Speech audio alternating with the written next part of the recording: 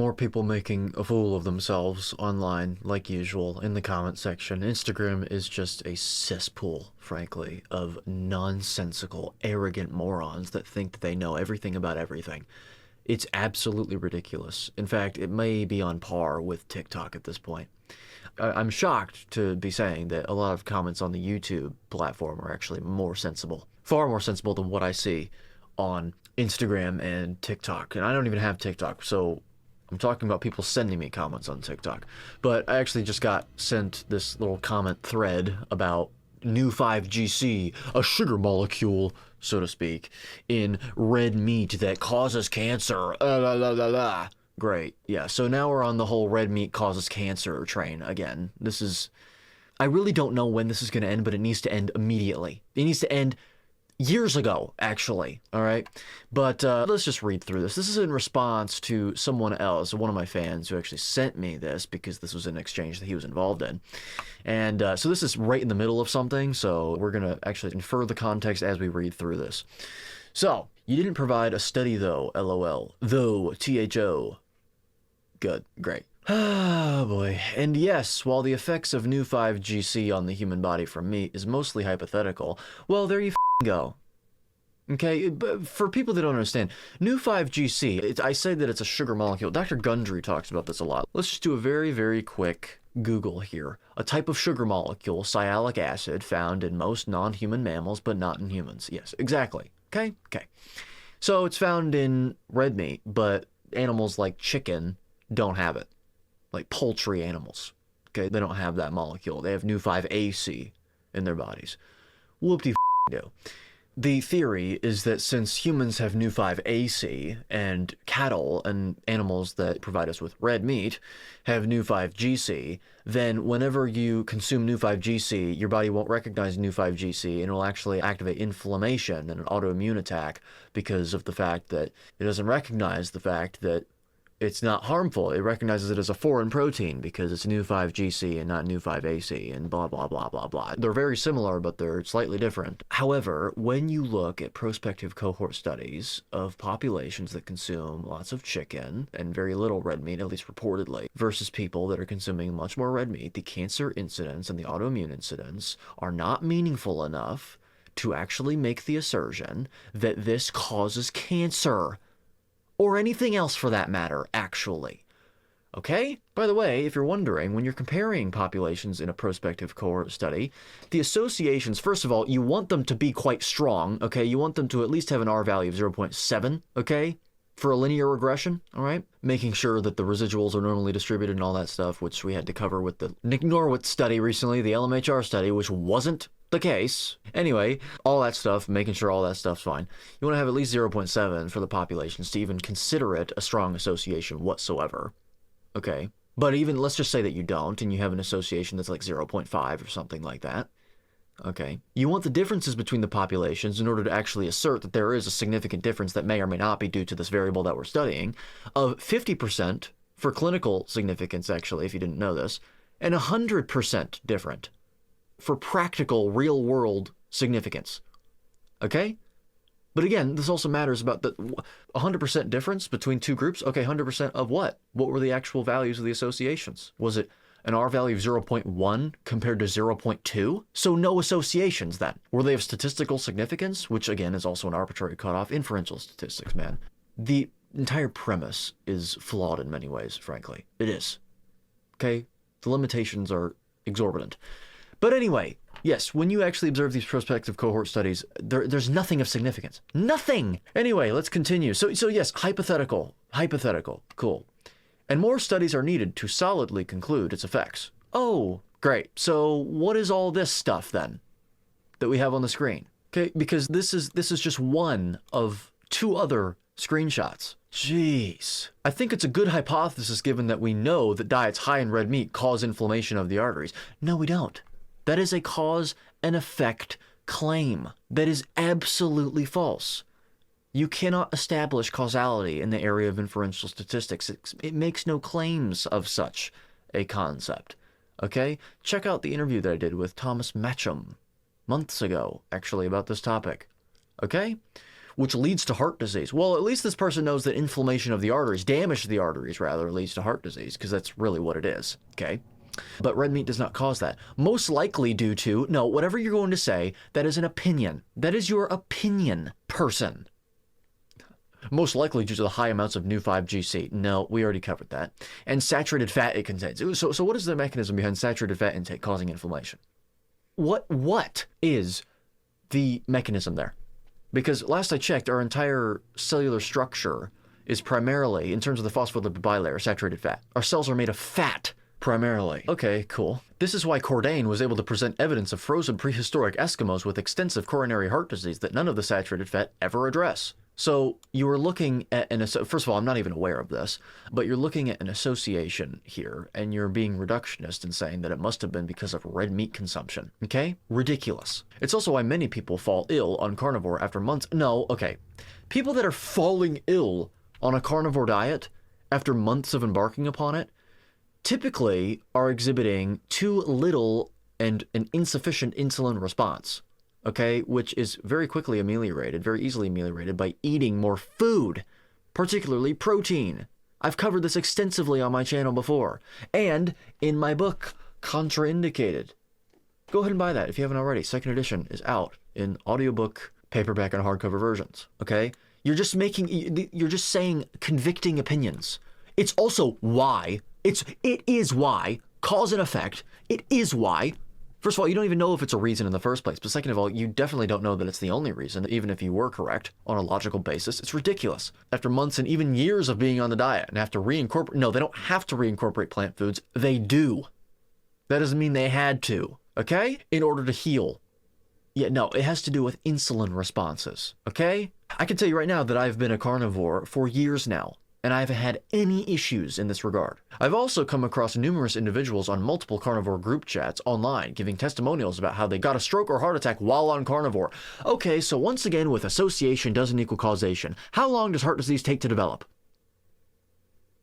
How long does it take heart disease to develop? Okay, the answer is decades. So if they had a heart attack or a stroke on a carnivore diet and they were a carnivore for even 3 years, you cannot say that it was the carnivore diet that caused that they were on. Absolute nonsense and irresponsible and naive. Just evincing of absolute destitution of knowledge about etiologies of disease. Okay? Quote, a proper human diet clogged 95% of my 3 arteries. No, that was what someone else said. That is their opinion. Okay? Michael Riley, aka the Carnivore Kid. Yeah, ridiculous. He was lean and fit from the outside. Yes, I know of this case, actually. I covered this in one of the first videos that ever appeared on my channel. This man wondered why he had to have heart surgery after living a carnivore lifestyle and clearly being in great shape. How long was he living the carnivore lifestyle, Dr. Terry Simpson? Because I'll tell you what, I know what you're going to insinuate and imply here. We can tell by your pretentious attitude here, your haughty, pompous attitude, arrogant attitude, and demeanor. Because let me tell you something. Heart disease takes decades to develop. Because of Dr. Terry Simpson focusing in on this. N of 1. It's the only person that I've ever really seen get traction for this, because he actually said himself, well, I was on the proper human diet and it clogged my arteries. He said that, which he's absolutely incorrect about. And that's not being dogmatic.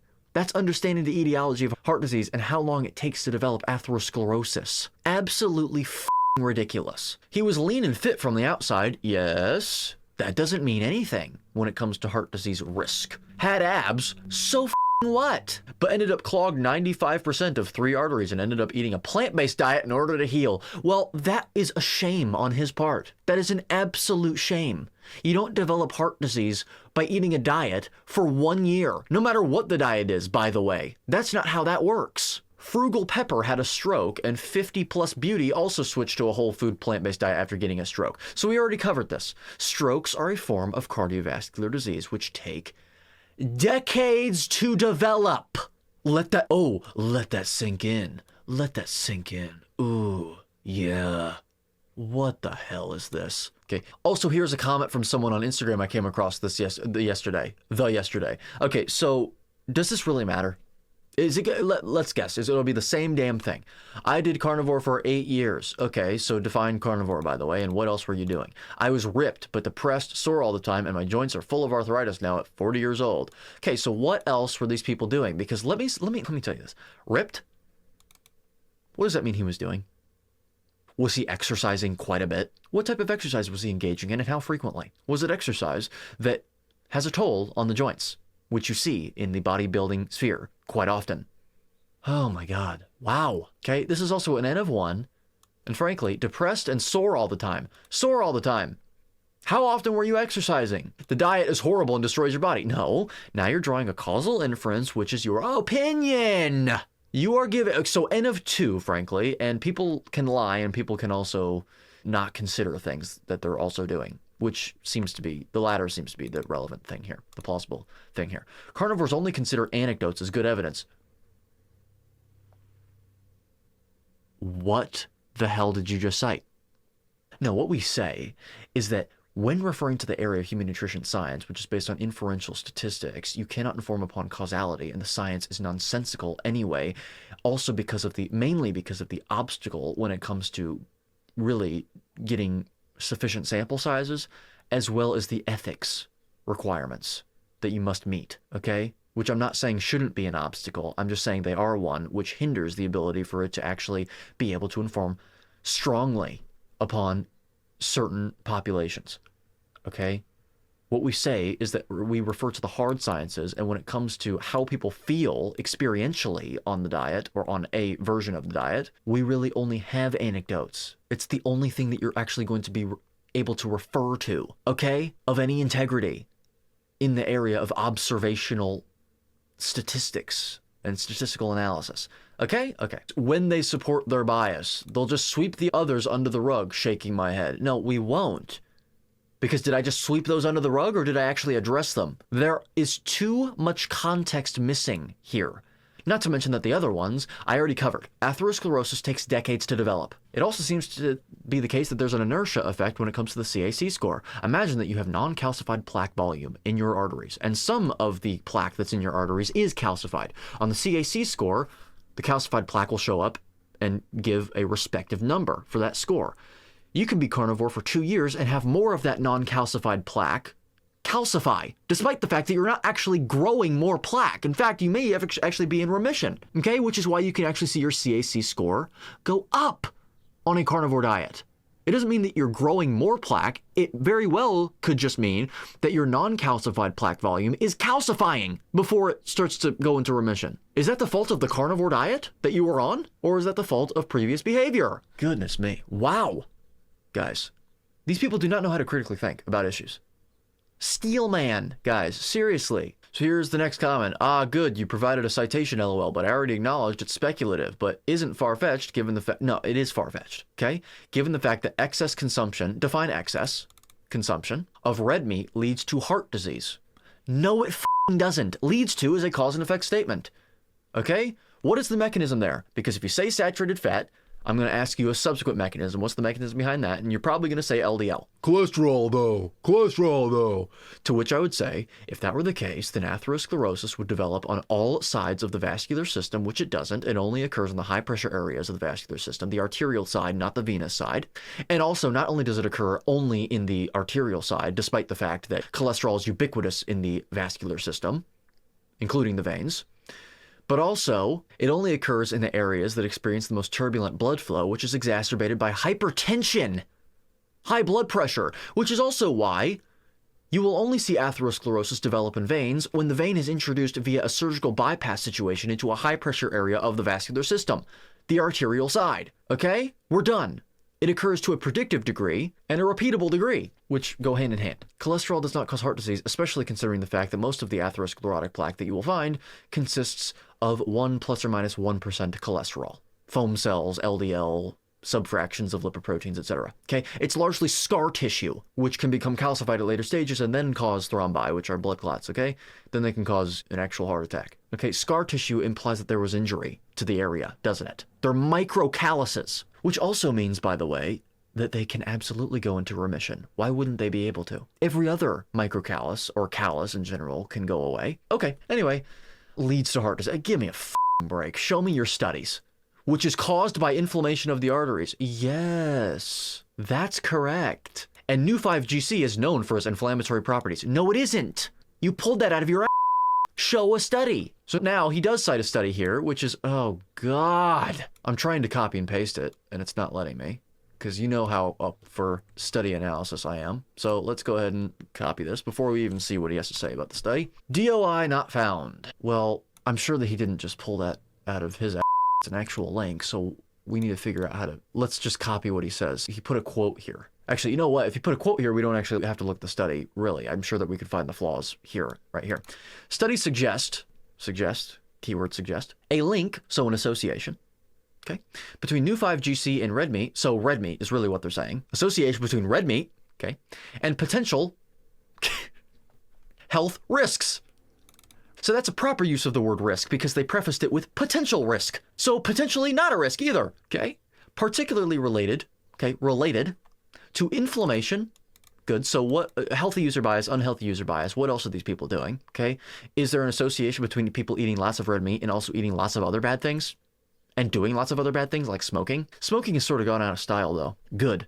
But it's been replaced with vaping. Oh my God, seriously. The amount of incidents that I've seen online, again, anecdotes though, I'm aware, but the amount of people I've seen talk about these mothers talking about their daughters coming down with popcorn lung, and those people just so happen to be vaping all the time. Goodness. Stop vaping. It's not cool. You look like a bag, by the way. Anyway, and cancer. Wow.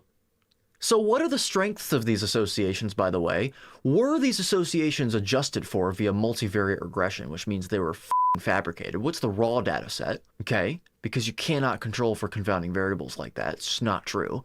And also, what was the difference between the populations? Because oftentimes with observational studies, the relative differences are, when converting them to absolute outcome statistics, are somewhere in the ranges of tenths or hundredths of thousandths of incidents, not chances, of death or cancer or inflammation per person per year of follow-up, which means if you multiply that, by the way, over the course of 100 years, for a 100-year lifespan, for example, the utility of it is even more useless. Once again, 50% difference, 100% difference. Were the residuals normally distributed? Okay. Were there influential outliers affecting their R value? Do you know how to actually observe observational statistical analyses? Or did you read a conclusion? Okay. New 5GC, a sialic acid, is not produced by humans. So what? And is found in animal products. So what? Especially red meat. So what?